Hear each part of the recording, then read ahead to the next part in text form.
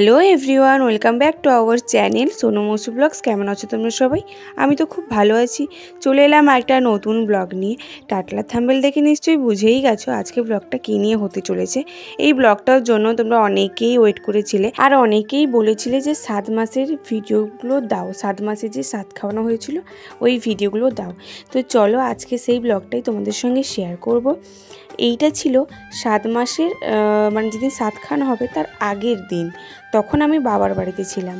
এই যে দেখো মেহেন্দি করছি ওই দিন আগের দিন। তো তারপরের দিন সকাল সকাল মানে একদম ভোরবেলা এই দেখো আমি উঠেছি। আর এই যে বাবা এইদিকে নারকেল কুড়ছে আর এইদিকে মা সব কিছু রান্নাবান্না করছে। মানে এই ধরো সাতপুরি পাটিসাপটা মানে যত ধরনের পিঠে আছে ওগুলো রান্না করছে। তারপরে আমার বর আমাকে আনতে যায়। আমি সকাল সকাল চলে আসি শ্বশুর বাড়িতে, কারণ সাতটা দেওয়া হবে শ্বশুর বাড়িতে। প্রথমেই এসে বিছানা ঠিক করলাম, সুন্দর করে গুছিয়ে নিলাম।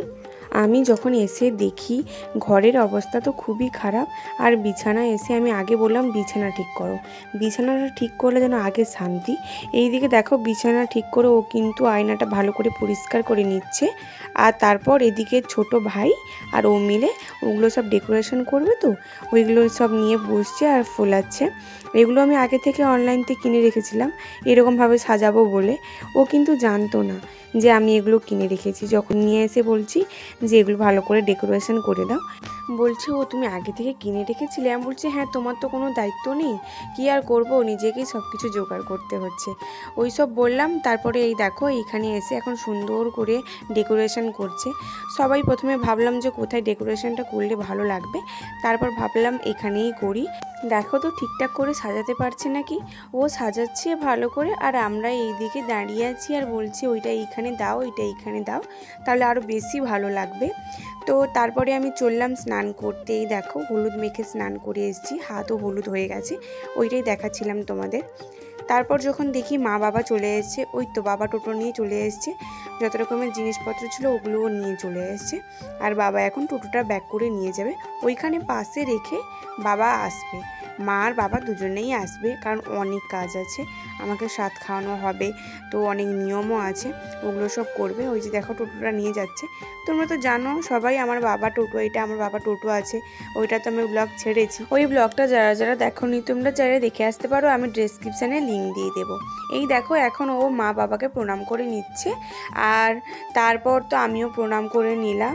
এই যে এদিকে আসছে, তারপরে মা যতগুলো জিনিসপত্র নিয়ে এসেছিলো ওগুলো একে একে বের করছে। এই দেখো কত কিছু নিয়ে এসছে, তো ওগুলোই বের করছে যেগুলো নিয়ে আসতে হয়।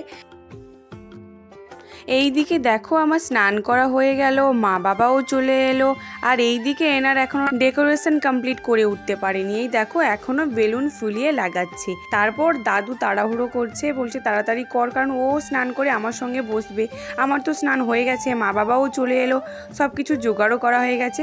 তারপর শেষ পর্যন্ত এই দেখো কমপ্লিট করলো, কিন্তু আরও বেলুন দেবে বলছিল, সময় না থাকার কারণে আর দেয়নি। আর এইদিকে আমার মা যতগুলো জিনিস নিয়ে এসছে যেগুলো মাখতে হয়, ধরো তেল, যে নতুন চিরুনি নিয়ে এসছে ওই চিরুনি দিয়ে মাথায় মানে চিরুনি করতে হয়, ওগুলো সব বের করছিল। আর তারপর আমাকে বললো যে তুই আলতাটা পরে নে। এই যে আমি এখন আলতা পরতে বসেছি। আমাদের নিয়ম আছে, যেগুলো নতুন জিনিস নিয়ে আসে ওইগুলো সব মানে ব্যবহার করতে হবে ওই দিনই। আর এই যে তখন আমি আলতা পরতে বসছি, তারপরেই চিরুনি করব, তারপর বেরোবো। আর ওকে বললাম তুমি যেইটুকু সাজিয়েছো থাক, তাড়াতাড়ি যাও স্নানটা করে আসো। এই দেখো আমার আলতা পরা একদম কমপ্লিট। আর তারপরেই শাঁখা পরাতে চলে এলো। আমাদের এখানে নিয়ম আছে 7 দিন শাঁখা পরতে হয়, বাবার বাড়ি থেকে ডাকা হয়, ঠিক আছে, তো বাড়িতে এসে শাঁখা পরিয়ে দিয়ে যায়। কিন্তু ওই দিন যে শাঁখা নিয়ে এসছে মা কাকিমার কিন্তু পছন্দ হয়নি। এই দেখো এখন পছন্দ করা হচ্ছে, বলছে এইখানে পোকা, এই শাঁখাটা এরকম সেরকম এরকমই বলছে। তো কালকে আবার খাওয়ানো হবে, তো আজকে না পড়লেও কালকে পড়লেও চলবে বলছে। তার জন্য বলছে যে তুমি আজকে তো এই কটা শাঁখা নিয়ে এসছো, বলা হয়েছিল তুমি অনেকগুলো শাঁখা নিয়ে আসবে, কিন্তু বেশি শাঁখা নিয়ে আসেনি, তাহলে তার মধ্যে থেকে বাঁচবো কি করে। এই দেখো আমি এখন দেখছি ভালো করে, কাকিমা দেখছে, কাকিমা তো খুঁটখুট করছে, বলছে না এটা পছন্দ হয়নি, এটা ভালো নয়, এটা চলবে না। এইসব বলছিল, দিয়ে তারপর বলছে ঠিক আছে তার পরের দিন না হলে পড়ানো হবে। তো এই কাকিমার থেকে তো আমাদের শাখা পছন্দ হয়নি, আমরা আরেকজন কাকিমাকে ডেকেছিলাম, কিন্তু তার পরের দিন যে সাত খাওয়ানো হয়েছিল ওই দিন। এই দেখো আমাদের নিয়ম আছে, দুটো কাঁসার থালা, দুটো কাঁসার গ্লাস, বাটি, কাঁসার সেট অনেকে দেয়, তো যে যেরকম পারে সেরকম দেয়। মা নিয়ে এসেছিলো দুটো থালা, দুটো গ্লাস। তো তোমাদের তো দেখালাম কি কি নিয়ে এসছে, কি কি হলো। তারপরেই আমি এই দেখো রেডি হতে চলে এসেছি, শাড়িও পরে নিয়েছি। শাড়িটা পরিয়ে দিয়েছে দিদিভাই আর কাকিমা মিলে পরিয়ে দিয়েছে। আর এই যে দেখো এখন দিদিভাই এই যে আঁচলটা ওইটা ভালো করে লাগিয়ে দিচ্ছে। তো দিদিভাই আর কাকিমা তো সুন্দর করে শাড়িটা পরিয়ে দিয়েছে, আর এখন হেয়ার স্টাইলটা করা বাকি।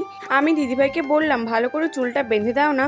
দিদিভাই বললো কি হেয়ার স্টাইল করবি বল? বলছে তুই সামনে কিছু একটা তুই যেভাবে করবি সেরকম স্টাইলটা করে নে, আর পেছনে কি করবি বলে? আমার হচ্ছে খোপা করব, ঠিক আছে?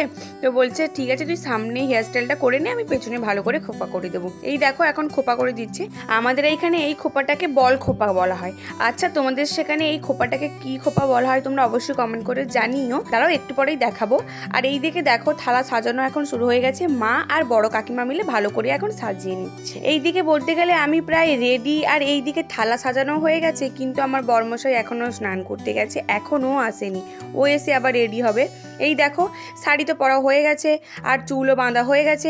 এখন শুধু মেকআপ করব। মেকআপ বলতে ওই হালকা একদম টাচ আপ করবো, সেরকম কোনো ভারী মেকআপ করব না। এই দেখো এখন ফুল রেডি। আমি অনেক ইচ্ছে ছিল আমার সাজের সময় আমি সুন্দর করে সাজবো, আমার মনের মতো করে সাজবো। সত্যি বলতে আমার একদম মনের মতো করেই আমি সেজেছি, আর আমার তো খুব ভালো লাগছিল।